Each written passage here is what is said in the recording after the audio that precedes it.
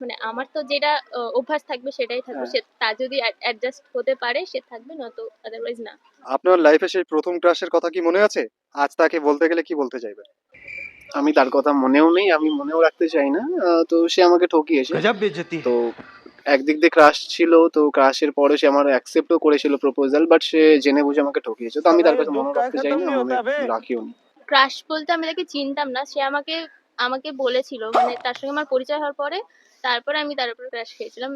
সেই ব্যাপারটা अबे আম जल्दी बोल, कल আমি सुबह पनवेल निकलना है। মানে সেই আমাকে বলেছিল ব্যাপারটায়। তো আমি তখন তাকে আর মনে করতে চাই না। যদি আপনাকে একটা সুযোগ দেওয়া হয় আপনার পার্টনারের একটা অভ্যাস চিরতরে বদলাতে হবে, আপনি কোনটা বদলাবেন?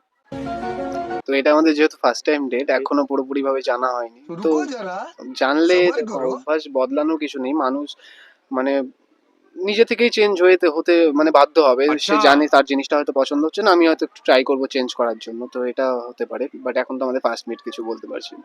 হ্যাঁ, যে আমাদের এটা ফার্স্ট মিট। আর এই চেঞ্জ এর ব্যাপারটা অভ্যাস, মানে আমার তো যেটা অভ্যাস থাকবে সেটাই থাকবে। হ্যাঁ। সে তা যদি অ্যাডজাস্ট হতে পারে সে থাকবে, নয়তো আদারওয়াইজ না। बात तो सही है। আমার এটা ইচ্ছা, মানে মনে হয় আমার।